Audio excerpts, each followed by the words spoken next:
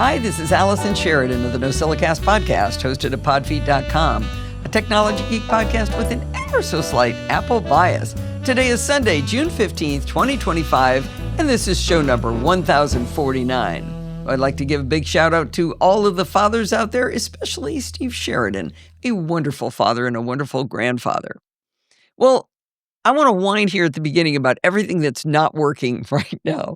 I have such a tough schedule coming up. I've got the two talks that I'm going to do for Macstock that I haven't even started. I've got a video coming up for Screencasts Online.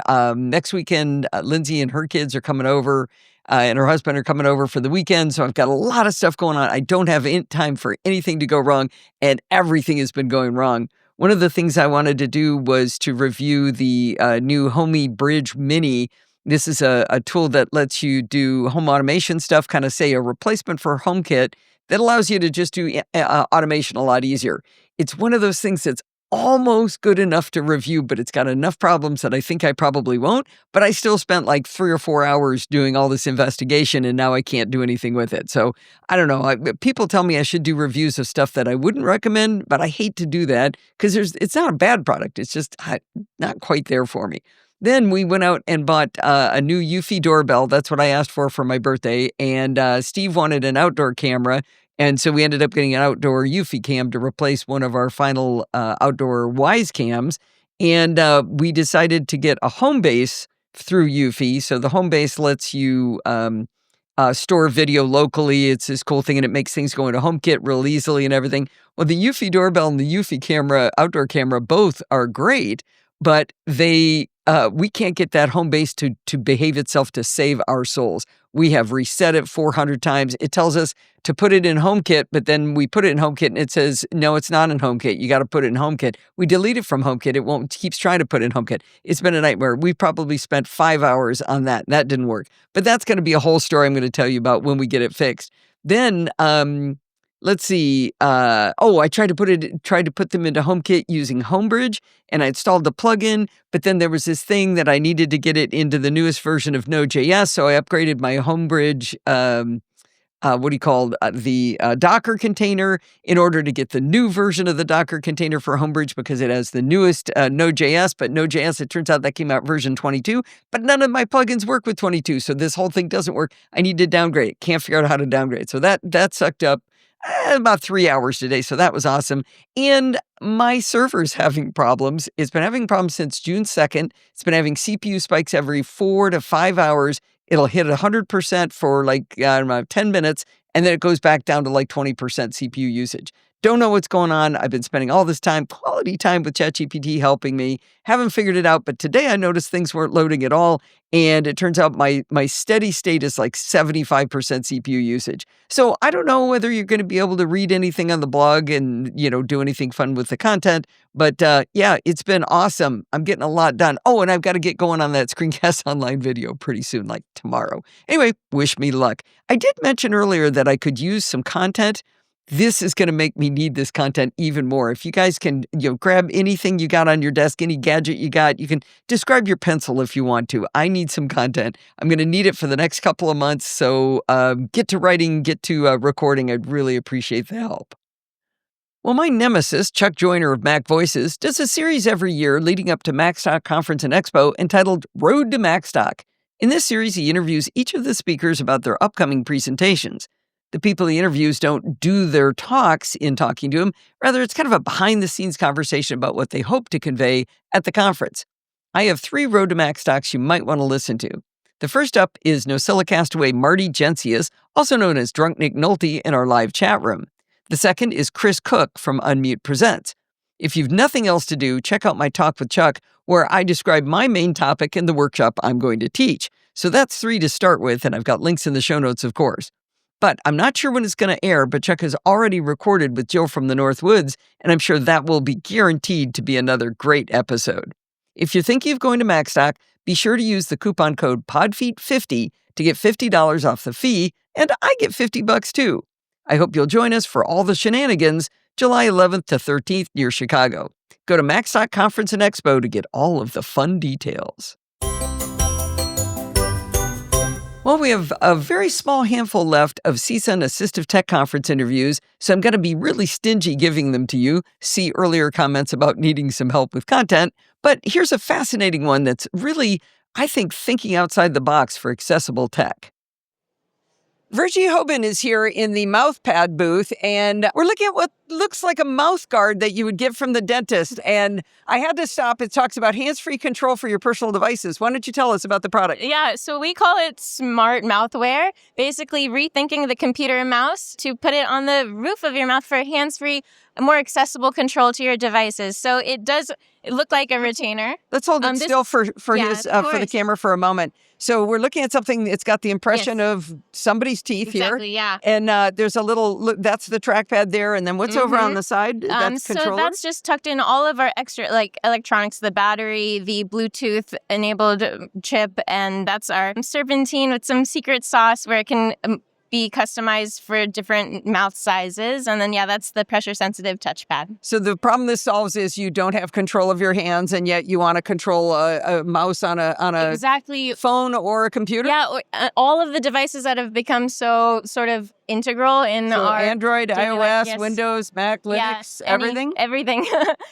Anything that accepts Bluetooth. So even extending to a smart TV, but all computers operating. So it's basically a human interface device, right? Yes. That's it? Yeah, we were trying to push the boundaries of human-computer interaction and just rethink what has been a very inclusive interface, which is a hand on the mouse, which has been around since the 60s, I think. Yeah. So you had it in a little case, and I heard you describing to the previous gentleman that you go get fitted at the dentist for this? Yeah, so that's one of my roles is I will call your dentist or one of our dental partners and then just say, hey, we have this device. Your patient needs one. Can you take their quick scan? This is the standard intraoral scan you would get for a dental night guard.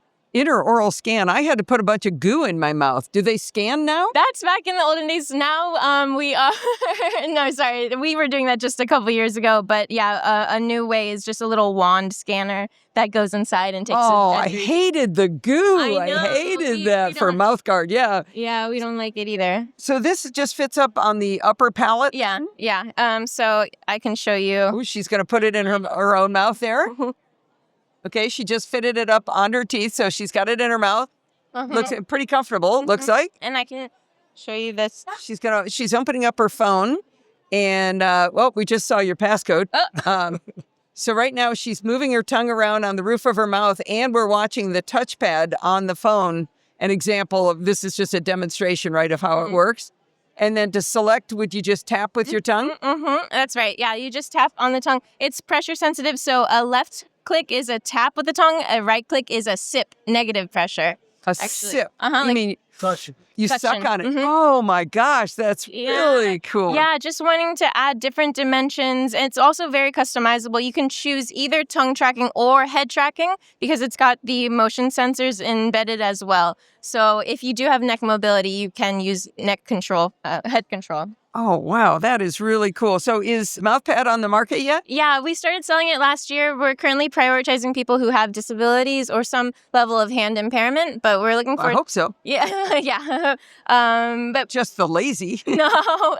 Yeah, there's also some cool applications for when your hands are busy, like surgeons or musicians, actually. But for now, prioritizing people with hand impairments, and we'll be kicking off with our next production batch this summer. Summer. And how much does it cost? It's $1,500, and we work with a lot of different organizations to get it funded with assistive technology grants for folks. Okay, like people like the VA might be able to help out. The VA, a lot of voc rehab programs, Easter SEALs, different organizations. Yeah. Fantastic. This is fascinating. So where would people go to find MouthPad? So if you just go to our website, Augmental, like augment and mental, augmental.tech, TECH, and then on the top right, it'll say join the waitlist, and then we'll screen all those entries. And if you have any kind of hand condition, then we'll send you a purchase invitation soon in the next couple of months, preparing for our production launch this summer. Okay, so augmental.tech is where we could go to learn more about MouthPad. Fantastic. Yeah, right. Thank you so much for your time. Thank you so much. Thank you.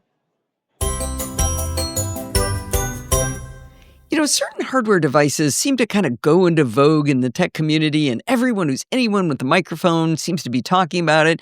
And then after a while, you kind of just don't hear anything more about it. When everybody first started talking about the Stream Deck from Elgato, I wanted to be one of the cool kids too, so I bought the 32-button version. I programmed up quite a few buttons, and I even created multiple profiles to give me easy access depending on the task at hand. Unlike many fad devices, I still use my Stream Deck. But I gotta be honest and tell you that there's one thing that holds me back from using it as much as I thought I would. I use a MacBook Pro connected to the Stream Deck on my desk, but I also use a MacBook Air that's very rarely connected to the Stream Deck on my desk. I travel a fair bit, and I often want to or need to do things that are programmed into the Stream Deck, but I'm not going to carry it around with me, right?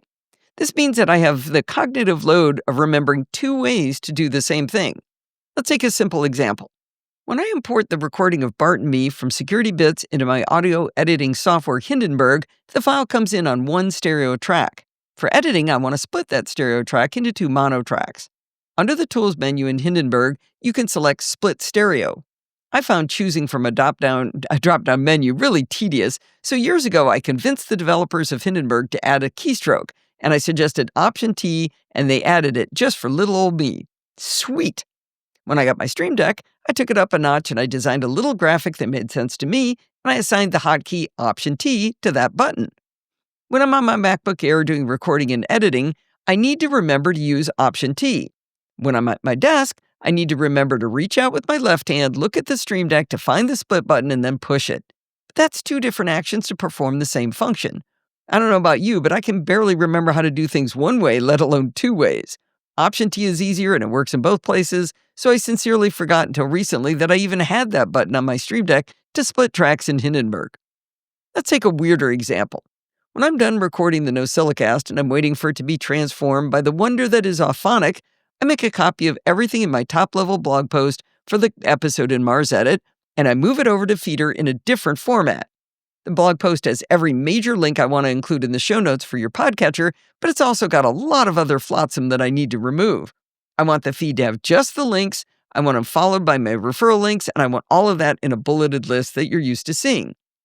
In 2021, I wrote up how I automated this process. It's called Fun Automation Project, moving blog post links to the podcast feed. With a little bit of help from Alistair and a few other folks, I wrote my own regular expression to find just the links, and I wrapped it all in a Keyboard Maestro macro. The macro copies everything from the blog post in Mars Edit, runs it through the regular expression to reformat it, adds the referral links, which calls actually a text expander snippet, and then it pastes all of that into the open entry in Feeder for the current show. It's quite magical to watch. Well, I just reread my blog post from 2021, and at the end I said that it took me 7 hours to write, but it will only save me 5 minutes a week. I calculated at the time that it wouldn't be for another 19 months till I'd break even. But guess what? That was in April of 2021, so I'm now 31 months ahead of the game because of that automation. Anyway, back to the plot at hand. I was running out of keystroke ideas when I wrote the macro, so I just kind of mashed down most of the keys on my keyboard to run the macro. It's Command-Control-Option-Shift-U. Now, if anything sounds like a candidate for a button on a Stream Deck, this should be it. I assigned a button, added the Feeder logo, splatted Copy to Feeder on top of it, and I assigned Command-Control-Option-Shift-U to the key. Now, even though this is an absurd keystroke to keep in my little pinhead, as Dorothy would say, I still forget I have a button on the Stream Deck for it. Sometimes, like when I'm on the road at Lindsay's for the live show, I still have to mash those keys down because I don't carry that Stream Deck along like I described earlier. Also, I learned to mash all the keys down before I got the Stream Deck, so it's sort of stuck in that little pinhead brain of mine. I started this article by saying I still use my Stream Deck, and I do, but the utility is reduced by not having it connected everywhere I go. I could have paid for the iOS app, which lets you use your iPhone or iPad as a control surface, but it was a monthly subscription, so, I never pursued that. Elgato, makers of Stream Deck, have come out with something even cooler than a mobile control surface. Version 7 of the Stream Deck, which is currently in early access, allows you to create a virtual Stream Deck device. With a virtual device, you can put buttons right on your Mac screen to run your automations without the Stream Deck hardware. Now, before you get too excited, you do have to own a physical Stream Deck in order to create virtual devices. Once you install version 7 of the Stream Deck software and then plug in a physical Stream Deck, you'll get a new menu choice under the drop-down in the upper left. For a long time, you could add a mobile device, but now you'll see Add Virtual Device. I think I remember reading that you have to plug in a physical device like every 30 days or so to retain the capability. Seems like a legit way to make sure people still pay for what they're getting. But there's nothing to say you can't just get one of those little tiny ones, right? They're not very expensive. All right, choosing Add Virtual Device from the dropdown will create Virtual Stream Deck 1, which you can rename. In the software, it will default to a 3x2 matrix of empty buttons on your screen, and those same empty buttons will appear in the software interface for Stream Deck as it appear on your screen. Just like with a real Stream Deck, you can add actions to the buttons and graphics and assign macros. As you work in the app, you'll see the buttons filling in accordingly in the virtual on-screen Stream Deck device. Now, it seemed natural to me to build a virtual Stream Deck that gave me quick access to some of the same buttons that I actually use most often from my physical Stream Deck. Rather than recreate them, I decided to copy them from the originals that are installed on my physical device. Now, this is an easy but very tedious process in the Stream Deck application. You have to flip back and forth between the real and virtual Stream Deck devices using a drop-down menu, and Command-C and Command-V do not work to copy from one device to the other. You have to right-click, pull down to copy, use the drop-down menu to flip to the other device, then right-click, choose Paste. For a device that's all about efficiency and automating things, I'd sure love to see a drag-and-drop process for this. All right, enough whining. Virtual devices can have separate profiles and folders for organization, just like a real Stream Deck device. I've never enabled this function, but virtual and real Stream Deck devices can have a profile of buttons that appear based on one specific application being open. You can even add multiple pages to profiles for virtual devices. So imagine I could have a profile that opened up just when Hindenburg was open, so I'd always have all of those editing functions there. I've never done it, though. I'm not sure why. Anyway, I mentioned that when you first add a virtual device to your screen, you get that 3x2 matrix of buttons. Unlike a physical Stream Deck, you're not constrained to that layout configuration or to only 6 buttons. To the right of the name of your virtual device, there's an icon that looks like 2 sliders, and that gives you a whole slew of display settings. You get an area to control the layout with the number of rows and columns you'd like, with up to an 8x8 grid. Now, this is super handy because if you lay in some buttons, but then maybe realize you want to rearrange them, you can add more rows or columns to give you kind of holding places while you're moving them around. It's like that kids game, you remember, with the matrix of little squares you have to slide around to form a pattern, but there's only one empty square, so you have to keep moving one thing over to move something else up to move something else to the left. You don't have to do that with the virtual Stream Deck because you can make this larger matrix. After you're done sliding the buttons around in the Stream Deck interface, you can go back to the display settings and collapse the number of rows and columns to fit. In the same settings panel, you could set a hotkey to toggle your virtual device on and off, but this hotkey only works when the Stream Deck app is running. This is probably a good time to mention that in past versions, version 6 and below, Stream Deck was one of these weird apps that's running, but like you can't see it running. So like it's not in Command Tab for app switching, and it's not in the dock. I've never known what that kind of app was called, so I asked Claude AI, and it said these apps are called agent or background applications, and more specifically, it means they have the launch services user interface element set to true. So now you know. I'm going to keep calling them those weird apps that don't show in Command Tab or the dock. Version 7 beta, or this early access version of Stream Deck, is now a normal app. It's not a weird app, but it's still a little bit weird. Like I said, using the hotkey to toggle on the virtual Stream Deck doesn't work if you quit the app. Now, by quit, I want to be really specific. I mean use Command Q or from the menu, choose File Quit. I know that sounds obvious, but here's why I'm being so specific. If you use the red dot in the upper left of the Stream Deck interface, not quit, the app disappears from being a foreground app as though you've quit it, but the virtual Stream Deck remains on screen. This means you can use the hotkey you've assigned to toggle the virtual Stream Deck on and off without having to launch Stream Deck. After using the red dot to close the Stream Deck software, it's no longer visible in Command Tab and is gone from the dock, but it remains as a menu bar app. Now, what do we call that? Half weird? Did I set that one user interface element to false when I did that, or to true, I mean? Anyway, I'm not sure. I'm going to call it half weird. Let's get back to what else you can configure in your virtual Stream Deck. You can set the on-screen buttons, evidently called the panel, to auto-hide when the cursor leaves the panel and or after an action is triggered. In my initial testing, I thought I wouldn't like either of those options, but as I learned more, I found a really good reason at least one of them might be great. We'll get to that reason in a moment. Let's say you've created a 3x4 grid of icons on screen, but you've only filled 10 of the 12 available slots.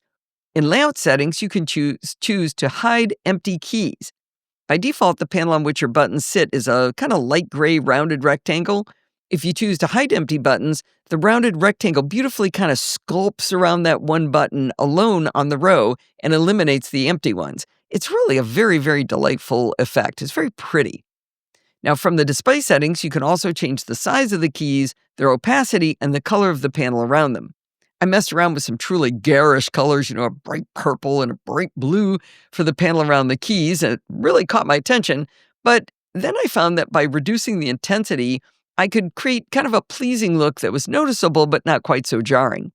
Increasing the size of the keys could make the virtual Stream Deck more accessible to those with low vision. Don't kid yourself into thinking anything else in Stream Deck is accessible. VoiceOver can't access most of the interface, I'm afraid. Now, at the top of the display settings dropdown, there's two tabs, Fixed and Dynamic. I found this confusing at first because toggling between the two tabs at the top doesn't change what the options are available below, so it's a little non-standard the way it looks in the settings. But you might think the auto hide features had to do with Dynamic, but that's not it either. I asked the bot on the Elgato support pages for help, and it took me to some documentation that cleared this up, but only because in the documentation they use different terminology than they do in the app. Instead of calling the two tabs Fixed and Dynamic, they called them Docked and Dynamic. Fixed, or docked, means the virtual keys are always available in a consistent location on your screen. Dynamic means that when you hit your hotkey to enable the keys, they show up wherever your cursor happens to be when you toggle it on. My first thought was to be repulsed at that level of anarchy to have it just show up in the middle of the screen. But what if you set the virtual keys to show up dynamically and turned on auto hide after the action is triggered? With that combo, you could toggle it on, barely move your cursor to hit a key, and then have it automatically disappear. There when you want it, gone when you don't. With a big external display on my Mac, I was finding that combination to be more efficient. I don't have to drag my cursor 32 inches across the display to hit a button. Now, one caveat on dynamic versus fixed. If you have it set to dynamic and the last place it opened was some rando place in the middle of your screen, and then you switch it to fixed, or we'll call it docked, then that's where it's going to be docked. It's going to be right there at that rando location. If you want it fixed, say, in the upper left or any other specific location for that matter, open it there in dynamic mode first and only then switch it back to fixed. At first, I thought this was a bug, but it's actually a feature if you get to choose where the fixed or docked location is on your screen. The bottom line is, I am super excited about having virtual Stream Deck devices. The one thing I wish for is a way to sync Stream Deck settings across devices. While you can export a backup of an entire device, physical or virtual, and then import it on another Mac, that's pretty clumsy when you just maybe want to tweak a single button. I'd like to be able to sync my new virtual device on my MacBook Pro over to my MacBook Air, but I haven't figured out the best way to do that yet. A gentleman named Wes Higbee produced a video entitled Stream Deck Profile Sync, BW, Accounts and Machines. That's the name of his video. Anyway, it's about Stream Deck Profile Syncs. It seems promising. The video isn't for the faint of heart, as he spends most of his time in Terminal traversing the user library and application support files from Elgato. He does all of that, though, to explain how he figured it out and to prove that his solution works. His actual solution is just one step, but it's still a bit nerdy. He moved the folder that stores all of the profiles into Dropbox, and then he created a symbolic link to each of the official library/application support locations on two Macs that both point to the Dropbox folder. Now, when he opens the Stream Deck software on either Mac, the symbolic link modifies the appropriate files in Dropbox so the other Mac picks up the changes automatically. I gave it a try, but I borked it up, so I had to back out. I'll probably revisit this idea when I get more time, but for now, I'll do the profile backup dance like an animal. I also tried an app I'm testing to sync the files, even one way, but I haven't gotten that working either. I told you, nothing is working this week, right? But one more time, virtual Stream Deck devices from Elgato are super cool, and I actually used it to launch the session I'm doing right now for the live show. Well, if you can't make it to Macstock and use my referral code to help support the show, then maybe you'd look good in one of those snazzy new No Silicast 20th anniversary shirts. I only make $5 on each shirt, but every little bit helps. NASA Nut in the live chat room, also known as John Ormsby, sent me a photo of him sporting the cardinal red version of the shirt, and it is stunning. Maybe I just like the photo because he has his 2 adorable dogs with him. It's hard to tell. In any case, he helps support the show, and you can too. You know what? If shirts aren't your deal, though, how about a coffee mug, or a tumbler, or a glass sleeve? Check out all of the cool options at podfeed.com/shop.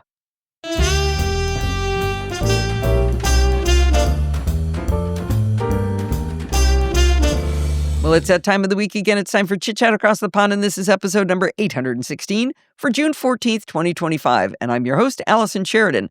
This week, our guest is the self-proclaimed grandfather of the show, Bart Busschots. Well, hello there.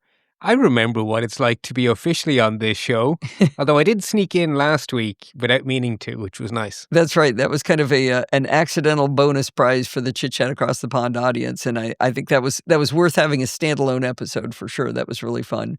But we aren't here to talk super nerdy networking stuff. We are in the lighter category of Chit Chat Across the Pond, correct?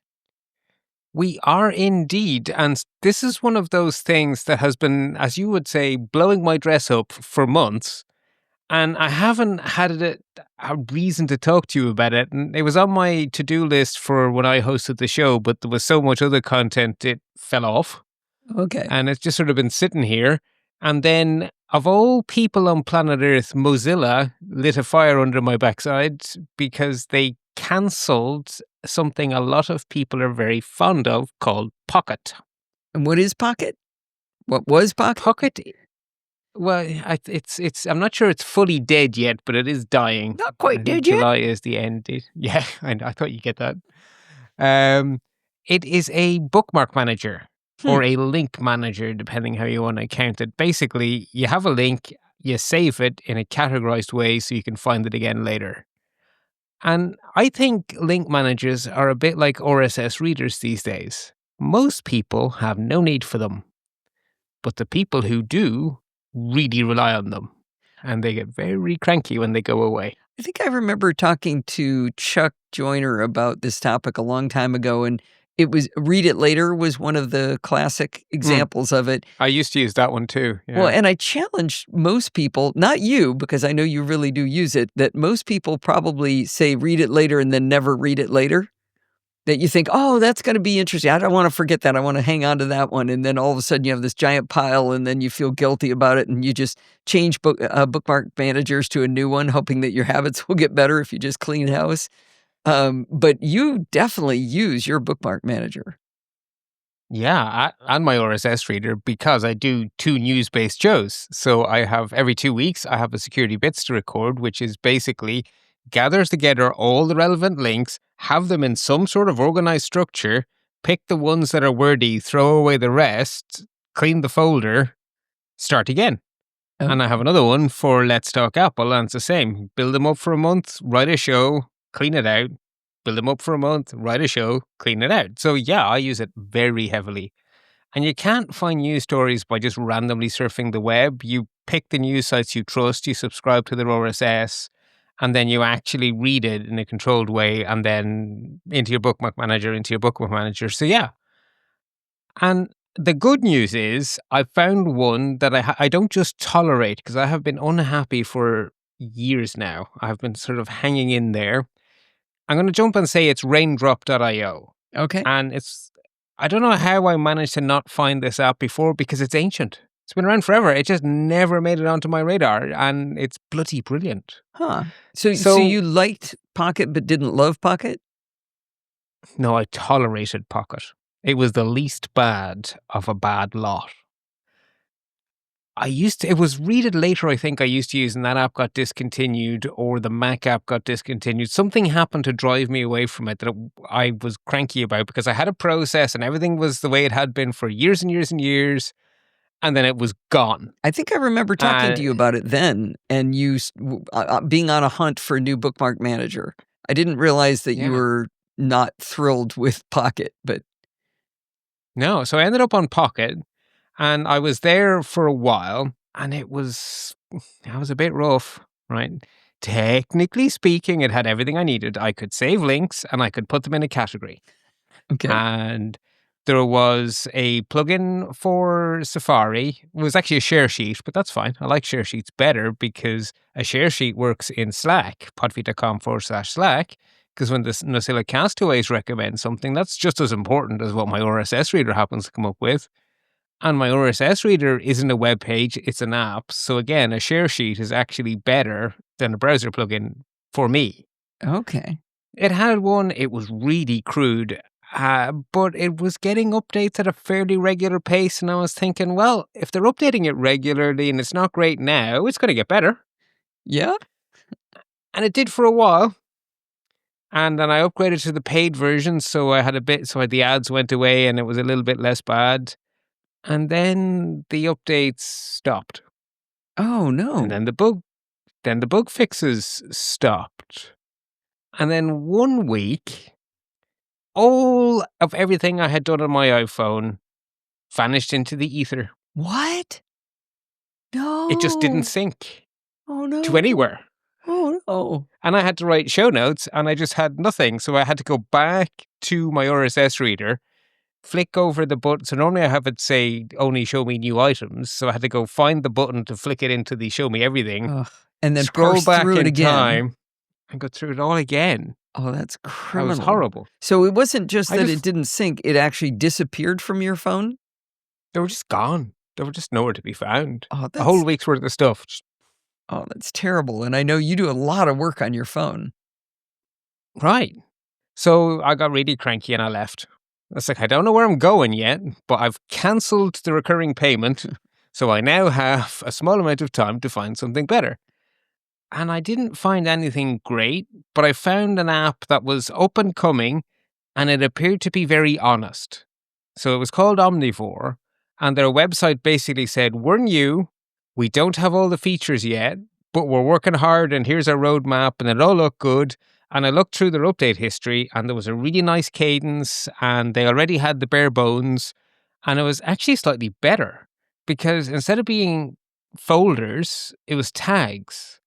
Because with the folder structure, I had a really awkward thing. So if there was a news story that was about Apple security, What do you do? One folder does that go into? So my rule was, if the next show due to be recorded is security bits, it goes in the security bits folder, and then I have to remember to move it instead of delete it. Oh, jeez. I got it wrong.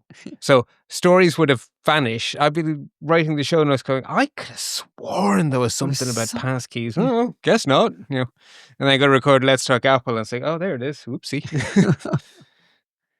But with the tags, it was actually better because I could tag them as both.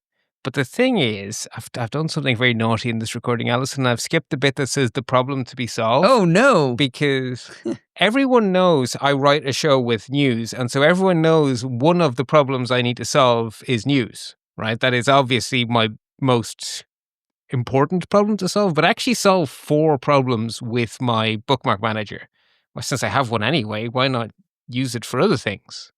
So sometimes I find articles and I actually put them in the security bit show notes as I tell you, save this one for your friends and family. Yes. I say that because I do that. And so I have this folder of links so that when someone says, what's a passkey? I just go and I search for passkey in my little folder for reference. And then I find the best example of passkeys that I had saved because it was in that folder that says this is worth saving. Or someone at work says, what's the story with Samba? Wasn't there a security vulnerability that you told us we had to remember? And I was like, well, if I told you I had to remember, it's in the folder.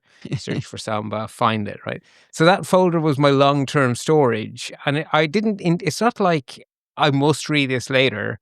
It was I may need to retrieve this later. Okay. So it wasn't the place where stuff goes to die. It was useful.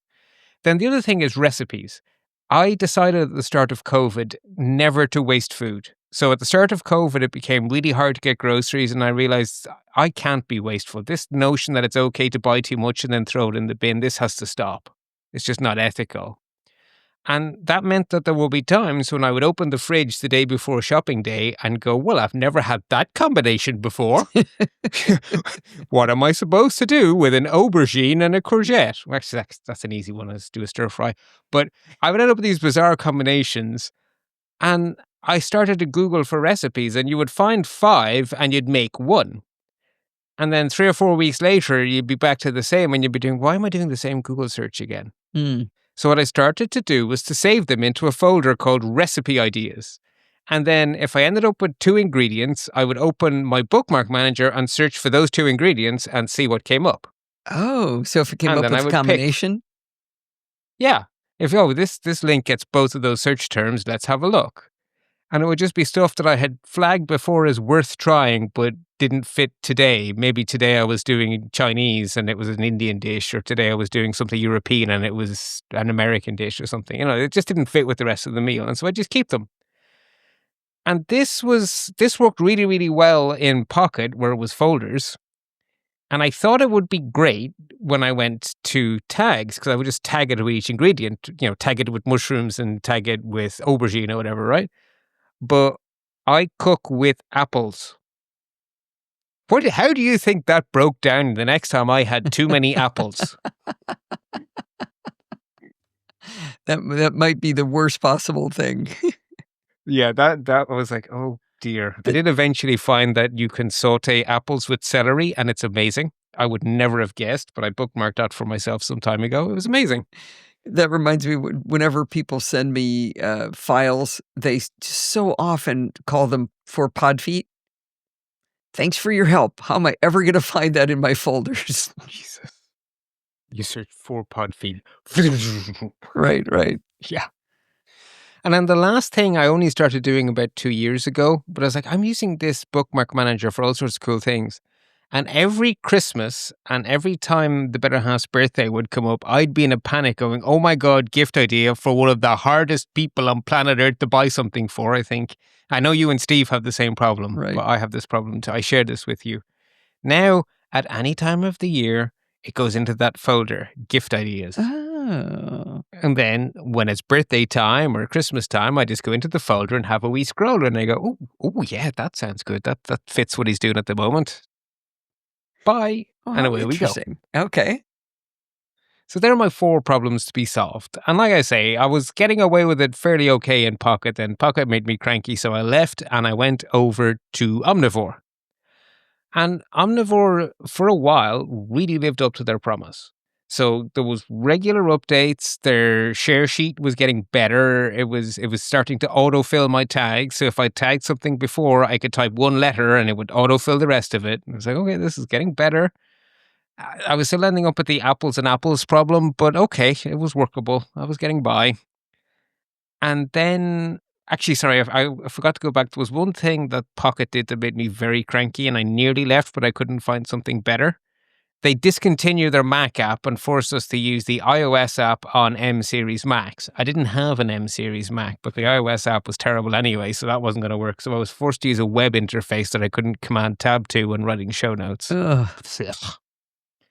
So anyway, I was on Omnivore. They had native apps everywhere. Their share sheet was getting better. I was like, okay. They had tags. This is working out. They had tags. It was starting to work out. And the cadences here, like they said, they're up and coming. But then it slowed down again. No new features, but the bug fixes were still coming. Okay. And then one day, out of the blue, there was a blog post. Hey folks, service shutting down in 6 weeks. We've just been acquired. Our new owners have discontinued a product. We're off to make some AI thing. Oh, no. I was like, oh, Jesus. Yeah, what I think they were making an app that you would send it your links and it would make you a newspaper. It was use AI to construct you a newsletter so that you could catch up on everything in one newsletter, or a podcaster. Some nonsense anyway, where AI was the answer to life, the universe, and everything. And they just went away. Dave Hamilton has talked about when he chooses a developer, chooses a new app, he doesn't ever choose something that's like a one-person shop. And yet, a lot of times, the one-person shop turns out to be the greatest thing because you get really good attention to the application, and you can contact them, and they're a human, and you can get things done. But this is a case of where if it's too small, maybe it doesn't survive either. Yeah, but there wasn't a one-person company, and it was venture capital fund that I found out afterwards. So if I'd done a little bit more homework, I might have been a little bit more suspicious. Because if you have venture capital, you has to pay back. You can't do that on everything. That's just... But put a pin in this notion of a one-person developer, because you are a huge fan of some of the one-people developers. Like you have the Gus Muellers of the world. You have the... Steve Harris and... Thank you. I was blanking on the poor man's surname, and he makes an app we both rely on, which is Feeder. And Mars Edit, Daniel... All I can remember... Jalkut. Yes, thank you. All I could remember was his obscene handle that he uses online. I can't say. Fair enough. But yeah, a lot of those people, I just love being able to talk directly to them. So I would still probably pick a single person, but this is kind of the danger when you go to too small of a group. All right, so now you're so left adrift again. I am, but I've also I wrote my show notes in a sensible order. So if you want to read the show notes, this is like a narrative, but this is just a conversation. So hey, we're jumping about a bit. I'm going to jump us back a little bit. So when I ran away from Pocket, they weren't dead yet, and so they had export functionality. So they had an API, and when I went over to Omnivore, they had a connector for Pocket because Pocket is the big player in the game. So they were an upstart.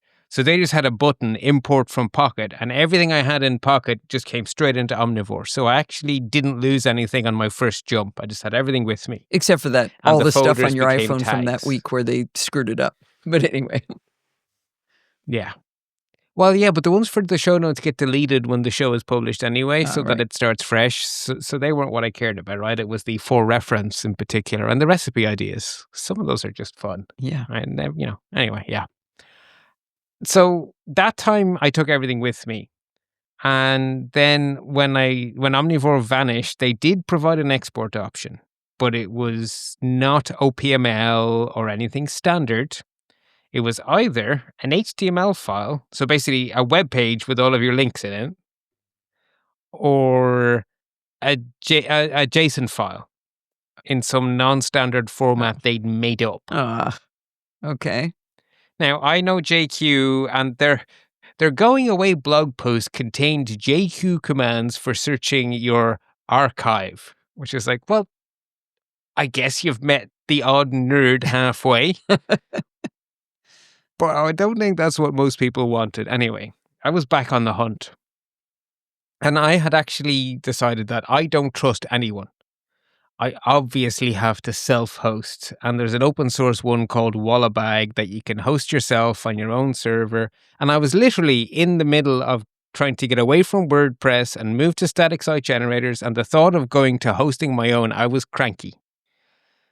And I was procrastinating because I was cranky, and the 6 weeks had become 5 weeks, 4 weeks, 3 weeks, 2 weeks, 1 week, and I still hadn't set up a Wallabag server. I still hadn't done anything, and I had 1 week left on Omnivore. And I did a Hail Mary. I posted to social media. I think I posted in the Slack. I just had one more look, and out of the blue, I found Raindrop. Oh. Okay. And it's been around for ages. Decades. It's a one-person company in Eastern Europe who has been doing this for ages.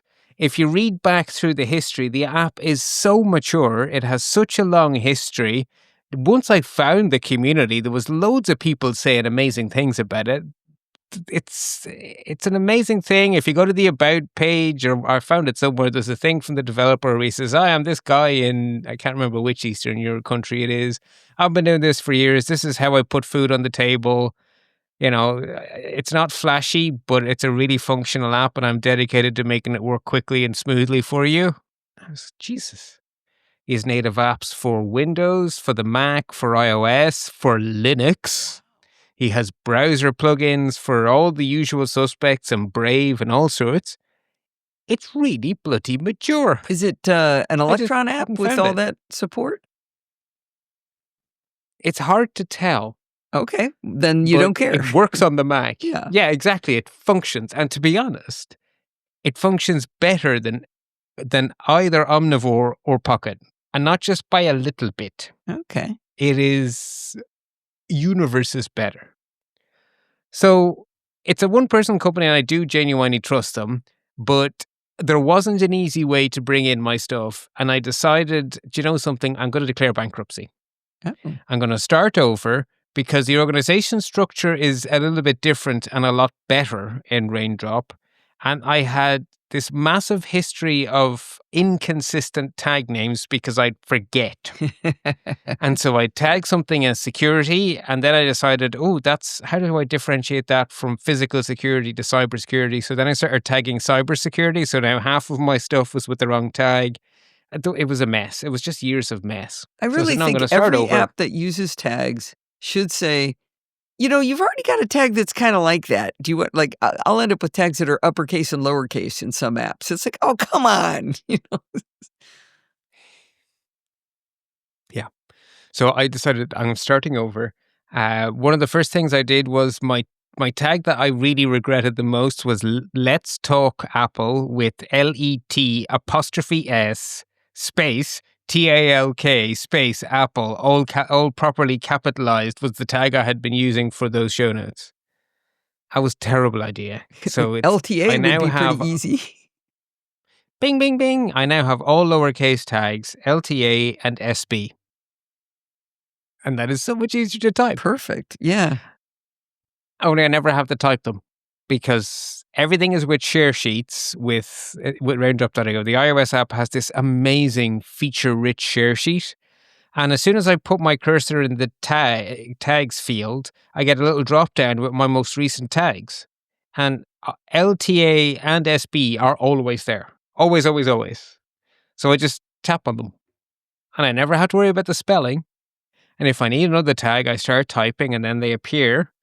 And I just tap on them so I never get the capitalization wrong and none of that rubbish. Mm-hmm. So it has tags, but it also has what it calls collections, which are little islands of links, little categories. They can be nested, which can be powerful if you're the kind of person who likes deep nesting. But I now have a category for show notes. I now have a category for recipe ideas. And so I can use the tag Apple or the search term Apple without any problem as long as I'm in the recipe area and I will never see a single news story. Oh, I can search for passkeys in my references collection. I call them folders because they look like folders, but they're officially collections. And it will only show me the stuff I've saved for later. It won't show me any news articles or anything like that. Because you're in that collection. Because I'm in that collection. Now, you can choose to search globally or within the collection, but on the Mac app, you have a sidebar. And so if I start by clicking on the sidebar for show notes, then the search defaults to only searching that thing I've selected in the sidebar. And I don't have to type a single thing because I click on the SB tag on one story and then it auto-fills the search field with #SB. And then I just see the security bits show notes. And then I do the security bits show. And as I'm going, I delete them. And then when there's no more things visible on screen, I'm done writing show notes. Oh, wow. And then I click the little X in the search box, and then I see all the LTAs or whatever, and I'm ready to go again. Huh. So how do you move these bookmarks? Like, do you open raindrop.io, click the link, go over, then copy it out of the website or copy the text you're going to write? Or do you drag and drop? I don't even have to do that anymore. I don't even have to do that anymore. So because it's a nice Mac app that's mature, I have actually been able to customize the hover buttons. So I have a hover button for copy URL. Did you say a hover button? Yeah. So I just hover over the story in the app. So if you click on it in the app, you get a reader view. So it's a 3-pane interface. Oh, okay. So it's not taking you out to a browser or any nonsense. It's got a built-in browser. Yeah. So very much like it has a button. Very much like a feed reader. Very like a feed reader, but it's not a feed, it's what you've saved, yeah. Right. So it's like a personal feed. Yeah. But when you hover over the middle of the 3 panes, you can choose which buttons appear. So I have a button to open in browser because some websites give really bad snippets in their RSS. And then the other button I've chosen is copy URL. Okay. So I don't even have to go to the website. Nice. I just get the little synopsis in the side pane. And that's usually enough. Copy it into the show notes. And a long time ago, you created actually, I don't remember what it was you wrote it in, but you gave it to me, a thing that says basically copies and paste it as a markdown link. So you don't have to format it. Yeah, it's a text expander snippet using the JavaScript snippet type. That's right. That's right. Oh, I live on that thing. I hope that thing never breaks because for the life of me, I can never remember which one's the square brackets and which one's the roundy ones. I have it in. I have so much muscle memory because for me it's MDLC, Markdown Link Clipboard, and it takes whatever's in my clipboard, turns into a Markdown link. So that's my little text expander for that one. MDL semicolon. Close. Yeah. Markdown link. Yeah. Yeah. Wow. Yeah. Anyway, so it works really well for me. And because you have this double organization, I never get confused. And already I'm really happy, right? I have a native Mac app. I've been able to customize it. It fits my workflow perfectly. The share sheet in iOS is glorious. But it doesn't just have really good tagging support and this folder structure. On the share sheet is a little text box called Notes. And those notes appear in the Mac app. So now, you may notice that in the past, I was always asking you, which listener was it said the thing in the Slack that we should be giving credit here, Alison? And you were like, I'm terrible with names. And it's like, well, so am I. Thank you, some No Silicast away, right? And in the last year, I've never done that. I've been able to say, thank you, listener Lynn or listener whoever, right? I've been able to get the right credit, not just who the person is, but on Mastodon or in the Slack. I've been able, and it's because as soon as I recorded, I put in a note. I just put it right there as on the share sheet from listener blah on blah. On the share sheet? Send. Wait, why would? Yeah, so at the point in time when I'm saving the link, so I'm reading the Slack, I click on the link, it's open in Safari, and I click the little share button in Safari. Right. And one of the options in the share button is raindrop.io. Right. So I click on that. And it gives me a little frame where I get to put the tags in. So I tag it as SB. I get to choose the collection. So I choose show notes. And then I have a notes box. And I just type right there and then from listener so-and-so in Slack. Save. Okay. And what's being shared, I'm a little confused. Is the URL. That's how the URL gets into the bookmark manager. Right, but I'm not in the book. But let me ask the question. Haven't asked it yet. Okay. You're in Slack. You're looking at a Slack message.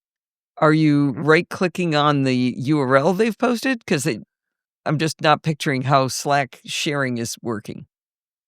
Okay, so if someone posts a link in the Slack and I tap on the link in the Slack, you get a mini browser inside the Slack app, which has a little share button. Okay. So you've already navigated to this story and said, oh, yeah, that is a good one. Yeah, exactly. Or the other one is you send me a Telegram link going, how's about this for a palette cleanser? So in Telegram, I click on it and it goes up in the little Telegram preview browser. Right. And again, you have the share button and I just go straight into Raindrop and I put a note, palette cleanser of Alison. I understand why I'm confused. When I click links in Slack, at least on the Mac, it opens in Safari. That is a choice. But it would work fine, right? Because in Safari, you also have the share icon. It's just why I was disconnected going, I've never seen a way to share anything from there, but that makes sense. Okay. Yeah. Nice. And it also lets me do things like sometimes I save a link because one of the lines in it is good, or it's a big opinion piece by, say, Jan Gooden or someone, and I just actually want one point to highlight in Let's Talk Apple. I can just write it right there. I can just say, key point of this article is blah, blah, blah. Oh, okay. Right there in the notes. Yeah, because if I'm recording something on the 1st of the month and I'm making show notes at the end of the month, why did I bookmark this? Yeah. Why did I think this link of all the links was the one that was important? And I can just write my note there and then. Is there any way for you to do those deep links that Adam taught us just recently, where you select and say right-click copy with highlighting? Yes, because you can share a highlighted link. So anything you can share, there's a share sheet. Okay. And my share sheet has raindrop.io. Gotcha. Huh. So that would also be another way to give yourself a hint of this is why that one piece? Yes. And so basically, anything you could toot about, I can send to raindrop.io because the interface is the same, right? You hit the share sheet, and instead of clicking the Mastodon icon, I just click the raindrop icon. So in that case, that would be because you've actually navigated to the article inside of the web interface. Gotcha. Yeah. Yeah. So it's really, really working for me, and it's very flexible, right? So at that collection structure and the tagging, whatever it is that your problem to be solved is, you can solve it with raindrop.io. And whatever your combination of Android and Windows or Linux and iOS, which is probably an unusual combination, probably Linux, Android, but you know what I mean, right? Mm-hmm. You could be Nightwise in Belgium and just have everything, right? And you'll still be fine. So if you look in the show notes, I actually took screenshots, right? So you can see the share sheet, which I screenshotted ages ago to tell you how much the first time it blew my dress up, how much I love this new interface. And that was taken in Slack. So listener Lynn recommended an article on SIM swapping from aaorp.org. And I was reading it on my phone. And there and then I went, aha, this is one to keep. So I wrote a little note recommended by Lynn on Slack in the show notes collection with the tag SB. I love it. My favorite part is show notes is spelled SHONOTES. I fixed that since. It now says the right thing, but I still nestled together as one word because in my mind, that's a word. Show notes. Yeah. I say that so often. Oh, it is. It absolutely is. The one I always write is HELLOW. Like I really should. Seems cromulent to me. I really should write a text expander snippet that changes it back because I write it all the time. All the time. It's a word. Hello. I have a text expander for THE. Oh, I thought that one was built or HDE. in. I think that one's actually built in. One of the in the common misspellings. That's a classic. It is now, but I've been a text expander user for so long, I had to write my own. Back in my day, we had to write our own. Yeah.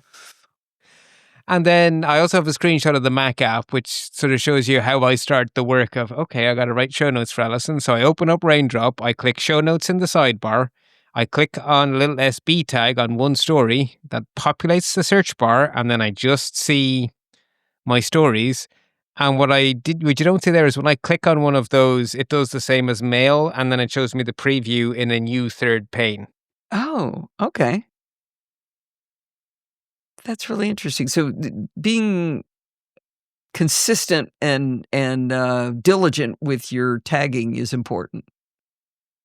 It is, because it makes it way easier to find stuff. So the fact that I will always tag mushrooms with mushrooms and so forth, as long as you're consistent, you can then really easily find things. But you can do a plain text search, and it will search the snippet and the title, because it saves the snippet. A bit like a blog. So it saves that little blog piece in its database. So even when you're offline, you can search the snippets. Okay. But obviously, if you're offline or the real website goes away, you can't search that. So the search works very well, and you can use your tags to really narrow it down and get rid of any false positives. Very cool. It's pretty too. Right. But you know how I value these things. Yeah, I know. So that might be an Electron app. It looks like it's got the simplicity that you get with an Electron app, but not in a bad way. In a clean, I could organized way. You could write it in Electron. You could probably also write it in other frameworks, but it's entirely compatible with being an Electron app. Yeah. But that does allow them to do Windows and Mac at the same time, which is great, and keep feature parity. Does Linux run Electron apps? Yeah. Oh, they do. Okay. It does. But not iOS and Android. Don't think. Android probably would, because that's another Google technology, right? Electron is the Chromium engine. Oh, I didn't know that, or didn't remember that. Okay.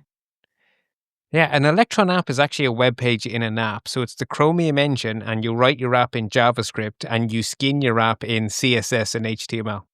Okay. But iOS is a whole nother Oprah. And I wonder what it's going to do to when you go to liquid glass, but let's not go down that route. As long as the share sheet works, I'm happy. You'll do good. Well, that's really cool. So the name of the app is, again, look, you didn't talk about pricing.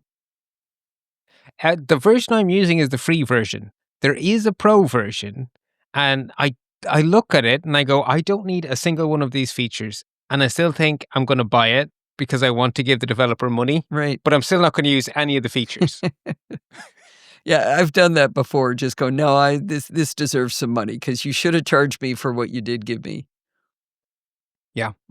And I was paying €50 a year for Pocket. Oh my gosh. Really? And I was looking at the pricing. Even a year of this is only $28. So even if you do pay the developer, you still cut your costs in half. Right. And it doesn't suck, which at the best of times, Pocket did. Doesn't suck. No, it completely doesn't Active work. development, runs on all platforms, freemium model, and even if you pay for it, $28 a year. Yeah. And I contacted the developer with a question, because at one point I thought I was going to get really clever because they have an API, and I thought maybe I should start writing to the API. And then I realized I don't understand enough about that to do that. But I had a question for the developer, and he wrote back, and he was really nice. And I was like, oh, good. Well, very good. I almost asked you where what the website is, but I bet it's raindrop.io. Since it's called that. It is. The app is named after its website. Oh, and the web interface there, once you're a member, raindrop.io/app or app.raindrop.io, can't remember which, is a web version of the app. So wherever and you it's are. Shockingly feature complete. Really? Yeah. Well, shockingly feature complete. Now I'm sure this is an Electron app. Nobody can keep that many systems in sync. Yeah, you're right. That makes so much sense. Let's see. It also says under security, it says it's all encrypted with HTTPS with RSA 2048-bit keys. SHA-256. Yeah. Smells like the right words. They are, and they're in the right order. Very good. Well, is there anything else to tell us about, or is that going to finish up? I can't wait to find out what your sign-off is going to be. Oh, sugar. I didn't think that far ahead. No, I think it has to be a happy computing sign-off when we get there. But yeah, if you're a Pocket user and you're wondering what to do, give this a good look. I've been using it for a year now because I got cranky with Pocket before they completely disappeared. I've been here. I'm very happy here. And the longer I'm here, the happier I get. That's fantastic. 2 thumbs up. All right, very good. Whether or not you care about collecting links forever that you may never read, regardless, until next time, happy computing. Well, that's going to wind us up for this week. Did you know you can email me at allison@podfeed.com anytime you like? If you have a question or a suggestion, send it on over. And of course, you're getting ready to write your reviews. You're gonna write up a little text file, hopefully in Markdown. That'd be really cool. But plain text would be good too. Make a recording, send some pictures, tell me what the pictures are. It'd be great if you guys could give me some help here. I could really, really use the help. Anyway, remember, everything good starts with podfeed.com. You want to follow me on Mastodon? Where do you go? podfeed.com/Mastodon. If you want to listen to the podcast on YouTube, podfeed.com/YouTube. If you want to join in the conversation, you can join our Slack community, podfeed.com/Slack, and there you can talk to me and all of the other lovely No Silicastaways, even Bart. You can support the show at podfeed.com/Patreon or with a one-time donation, podfeed.com/donate, with Apple Pay or any credit card.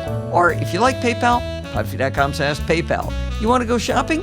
podfeed.com/shop. We've got it all. And if you want to join in the fun of the live show, head on over to podfeed.com/live on Sunday nights at 5 p.m. Pacific time and join the friendly and enthusiastic No Silicastaways, where we can see pictures of NASA nuts dogs. Thanks for listening and stay subscribed.